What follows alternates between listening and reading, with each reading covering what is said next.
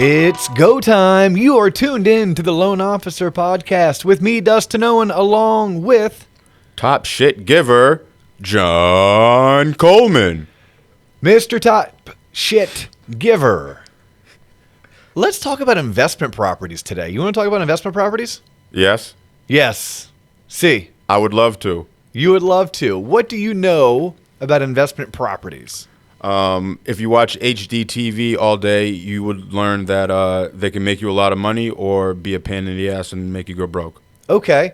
So if you watch HGTV, you're talking about flipping houses. Correct. All right. I don't know if we're ready to get into home flipping a la HGTV. Also, if I watched cable TV, I would think that catching 800-pound tuna happened within 45 minutes, and that crab fishing in the Bering Sea looks fun. Correct. Okay, I'm pretty sure none of the above is true. Correct. Now, what I can tell you is there money to be made in buying, rehabbing, and selling homes? Yes.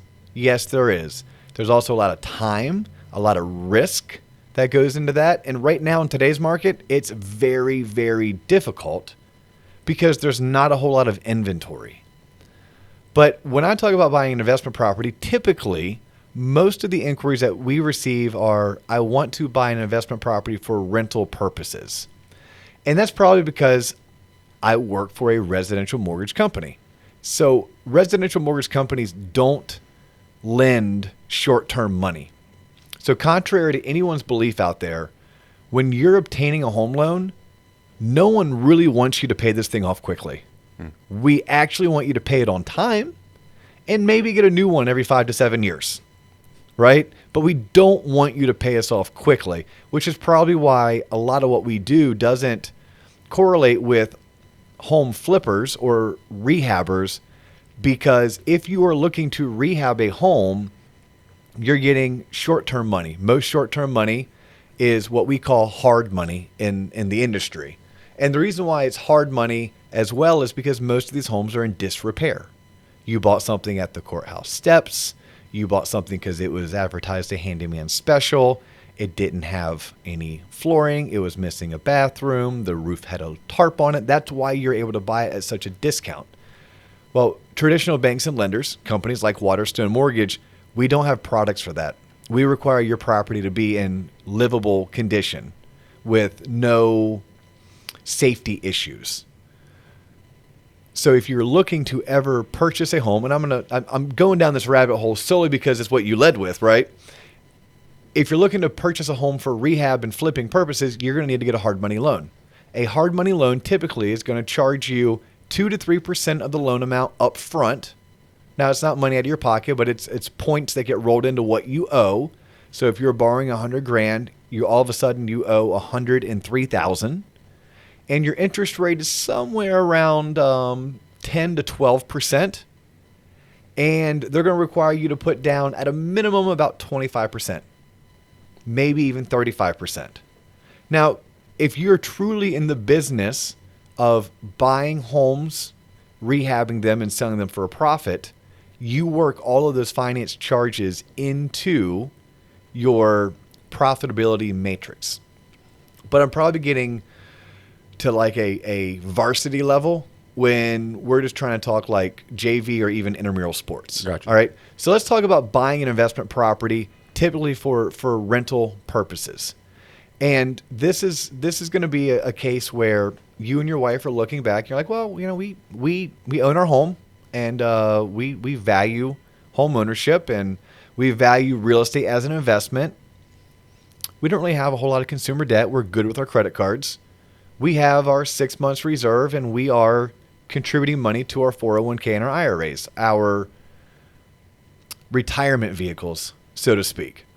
Okay, and if you listen to any of our previous podcasts, you'll know that's a big thing, right? We had a financial advisor on by the name of Robert Farragher, and Rob talked about the need to have no consumer debt, 6 months reserves. In fact, Rob was, I think, trying to preach 12 months reserves. I tried to dial Rob back a little bit. I'm like, well, how about we do 3 months, do a shot of Jaeger, 6 months, we go on maybe a weekend getaway, and we'll celebrate each milestone.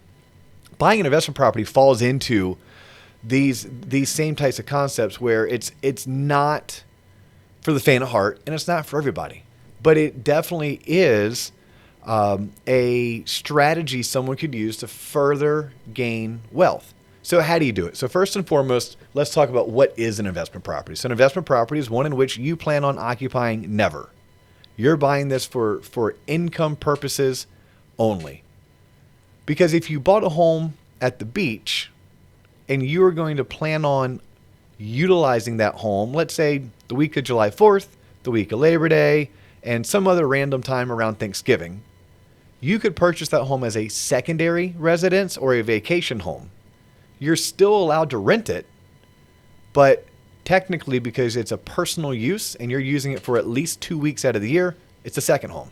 So whenever we in the industry speak of an investment property, it's something that you have no desire.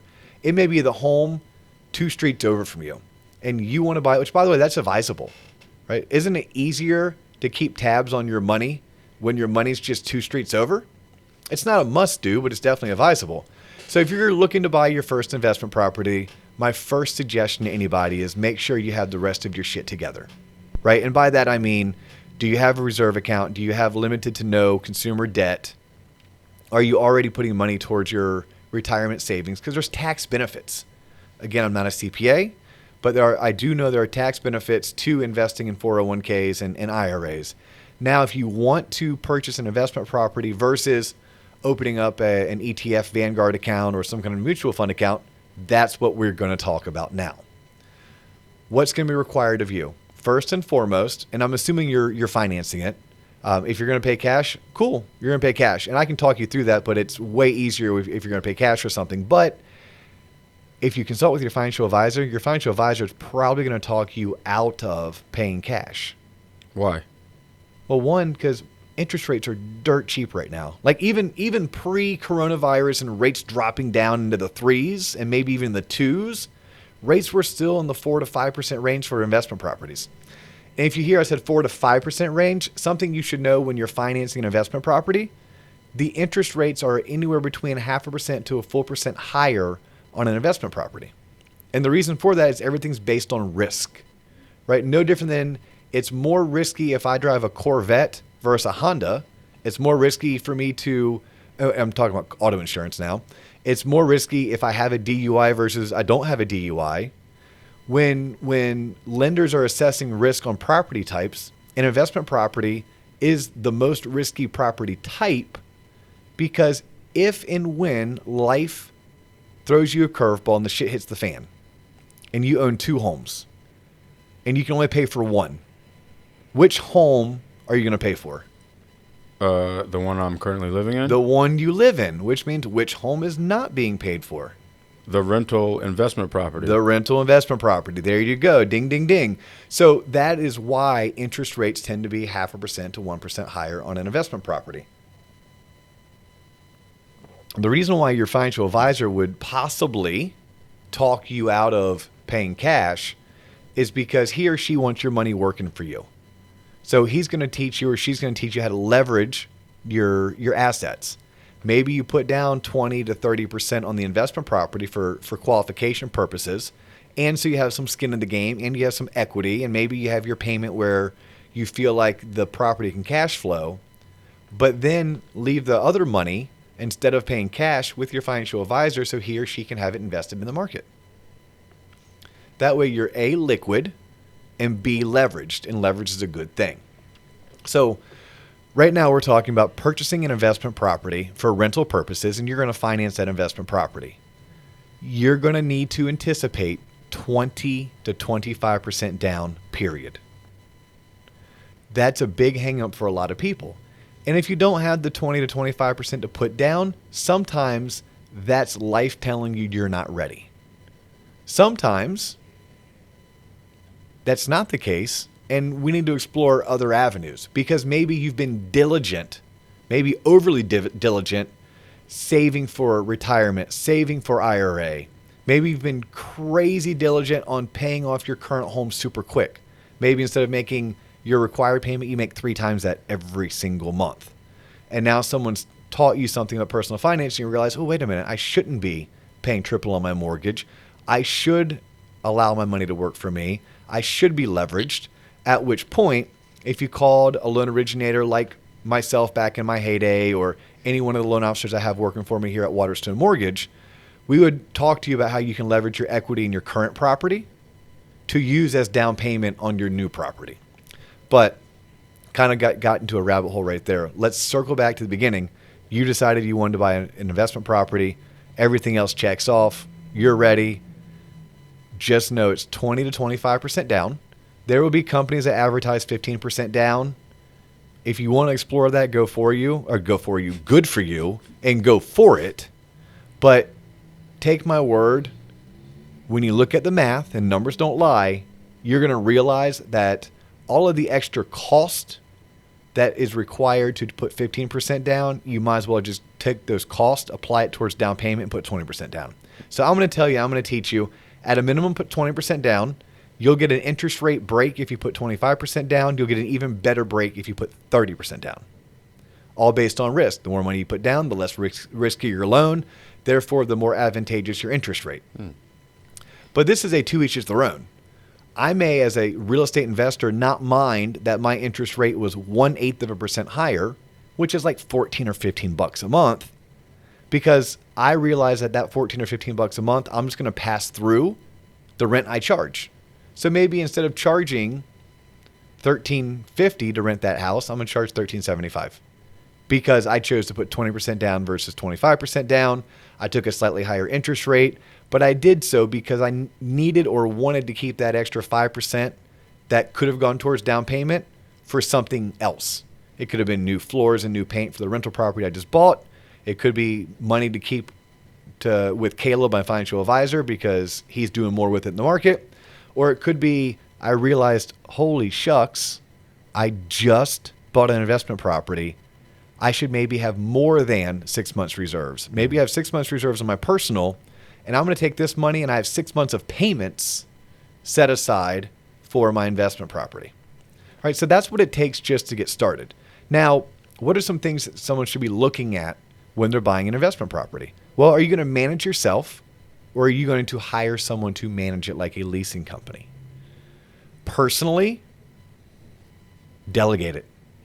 That money that I'm going to spend for a management company, to me, is well worth it, right? This is me paying someone to do what they do great, so I don't have to half-ass it, figure it out.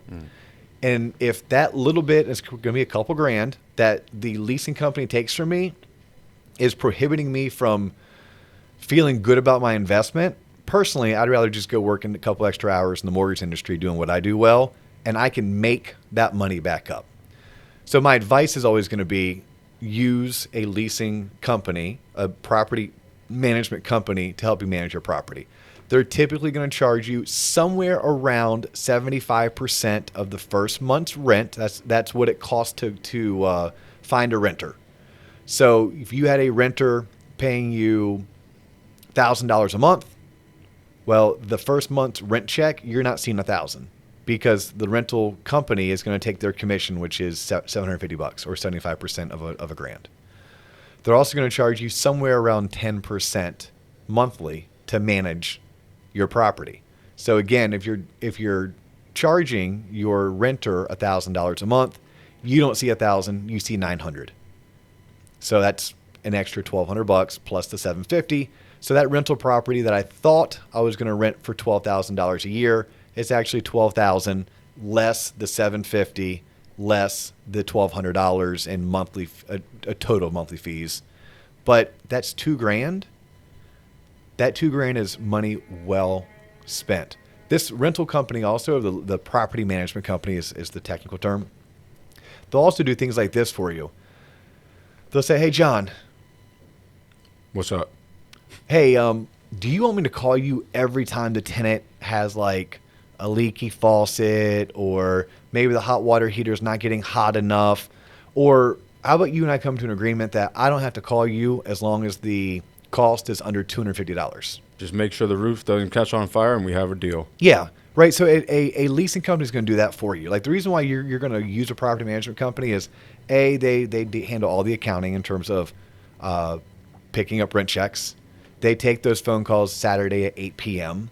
And then they won't even bother you. You can set up an agreement where based on whatever dollar amount you're comfortable with, it just gets fixed. You'll get an email notification. Hey, by the way, your rent check's going to be light by $180. I had to send someone out to fix the ice maker. All right, cool. Like, that's fantastic. Plus, property management companies, they have a network of professionals such as landscapers and handymen and pressure washing people that can help keep your home maintained. So I'm just a big proponent. Spend the money, hire an expert, use a property manager. Now, when you're looking at owning an investment property or a rental property, why are you doing it? Right? And if I asked you, because I know you don't own a rental property, but it may be something that you and your wife want to explore in a few years. Do you know the real reason why you'd want to own an investment property? I mean, ignorantly, it's just to have like side income coming in on a consistent basis. Yeah, that's most people. Like, oh yeah, I'm gonna have a rental property. I'm gonna live off the rental income. No, you're not. Like real estate in general is for wealth building. Even when we talk about buying your primary home, we talk about owning a home. Homeowners are 75% or 75 times more wealthy than non-homeowners. You're going to buy a home as a rental property, and I'm going to use $200,000 as a sales price here, and I'm going to try to do some quick math in my head. Which, if you remember from some previous episodes, sometimes my quick math is spot on, sometimes it's all over the place. We'll fix it in post. We'll try to fix it in post. All right. So you're going to buy a rental property for $200,000. You've elected to put 25% down, not 20% down. So we know you're putting $50,000 down. That's $50,000 cash that John no longer has. Okay. That mortgage, when I include taxes and insurance, that mortgage is going to run you somewhere around $900 a month. And that home that you bought for $200,000, it's going to rent for somewhere in the ballpark of like $1,300 to $1,500, maybe $1,600. I mean, rents are definitely skyrocketing. And this is why someone would want to get into buying rental properties, because rents keep going up and they're projected to keep going up in most markets. And if you were to buy a property today, you get to lock in today's price, today's interest rate, therefore today's payment. But you can continuously increase rents as the market dictates. But at $900 a month is what you're paying. Let's say you're getting $1,500 a month, but it's not $1,500. It's actually $1,500 less $150, because $150 is a property management company's fee. So now you're at $1,350. Of that $1,350, we know you pay $9, so that's leaving you with $450 a month. That may be a reason that you're like, oh, wow, that's fantastic, right? It's $450 a month that I'm getting, times that by 12, and you're sitting somewhere around $5,400 to $5,600 net additional income per year. But if you listen to the podcast that we did on how to buy a house, I believe we taught the audience that homes suck. Yeah, sounds like it. The money right out of your bank account. No, and I referenced a Freddie Mac study where home ownership, whether it's your primary or a rental property, home ownership is going to cost you 1% to 3% of your home's value in annual maintenance. That's the roof leaking. That's the hot water heater going. That's the ice maker going. That's landscape. Right? Because if you have rental property, are you going to make or ask your tenant to do the lawn, or are you going to pay $100 a month for someone else to do the lawn? Same thing. What if that home has a pool? So what you'll find is that $5,400 to $5,600 that you thought you made, at least 3 of it went back into the house. So really, we've got you down to about $2,500. In some years, maybe only $1,000 went back in. Some years it could have been $8,000. So on average, your $200,000 rental property that you thought you were cash flowing about $5,500 a year net, that number is much closer to $2,000. So you're not buying this rental property because you're going to be able to quit your job and live off of the net rental income. But here's what your rental property did do. You bought it for $200,000, and statistically, over the past 3, 4, 5 decades, homes appreciate at roughly 3% per year. So that home has gone up in value from $200,000 to $206,000. So you made $6,000. Paper money, right? You don't realize that money until you sell your house, but it's $6,000. And your tenant helped pay down your mortgage. Right? Every time you make a mortgage payment, we said it was going to be $900. Of that $900, some was real estate taxes, some was property insurance, some was interest. But I bet at least $150 to $200 was principal. So now your home has gone up in value by $6,000, and someone else has paid at least $2,000 to pay down your loan. Well, now you start adding up those numbers, and you're like, okay, well, I made $6,000 in equity, and someone paid down my loan by $2,000. That's $8,000. And do you remember how much I said you put down in down payment? 25%. 25% of 200, which was $50,000. Mm-hmm. So think of it this way: your $50,000 investment just made you $8,000. Right? So your $50,000, that's like a 12.5%. Again, that's quick math. I don't have a calculator in front of me, ladies and gentlemen. But that's 12.5% on your money. And that's totally discounting that $450 that came in of net rental income, and then it was offset by some of the costs, right? We just said, what if your payment versus cost versus what you collected in rent washed out? What did you get? Well, you earned 12.5% on your money. And you have a tangible asset, something you can touch and you can sell. So then, food for thought. Remember earlier we were talking about why you wouldn't want to pay cash. Mm-hmm. You'd want to make a payment. Mm-hmm. You'd want to finance. You'd want to leverage yourself. Well, let's say you were wanting to pay cash and it was $200,000. Well, I can show you how you can take that same $200,000 and buy 4 properties. $50,000, $50,000, $50,000, right? Each $50,000 down payment. Now you own 4 properties. Now those nickels and dimes that you were picking up in monthly net, multiply that by 4. Okay, that may allow you to go buy that boat you want. That may allow you to take that money and use it to pay down your primary mortgage quicker. But you now have 4 properties worth $800,000, 2 times 4, right? 800, appreciating at 3% per year, with tenants in place paying down your mortgage. So you would utilize buying a rental property as a means of building wealth, so that eventually 13, 15, 18 years down the road, your mortgages are paid off by someone other than you. That portfolio that originally was $800,000, because remember I showed you how to buy 4 of them, putting $50,000 down in each, is now a $2 million portfolio that you own outright. So now you could liquidate or sell and be like, I'm done. I'm retired. I'm taking that $2 million worth of real estate. I'm cashing it in, and I'm moving to Belize.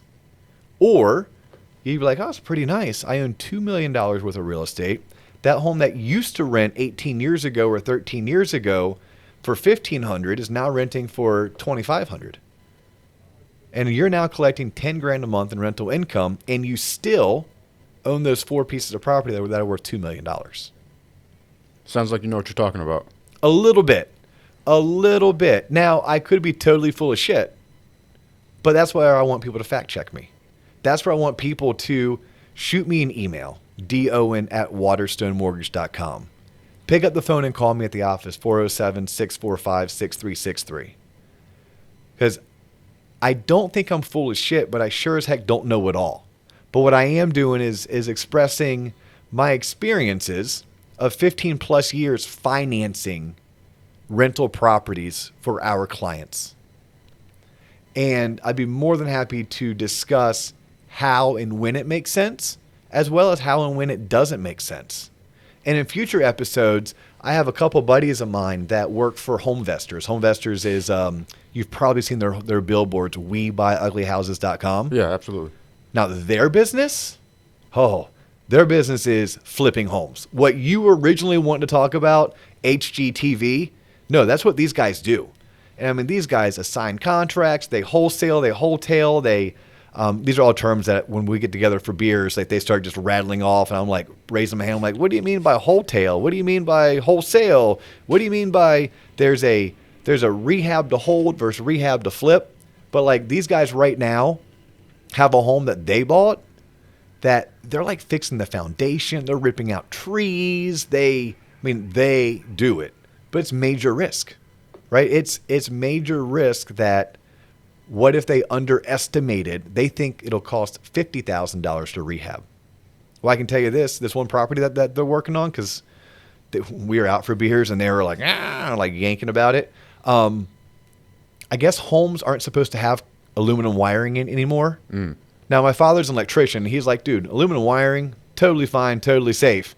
But insurance companies don't think so.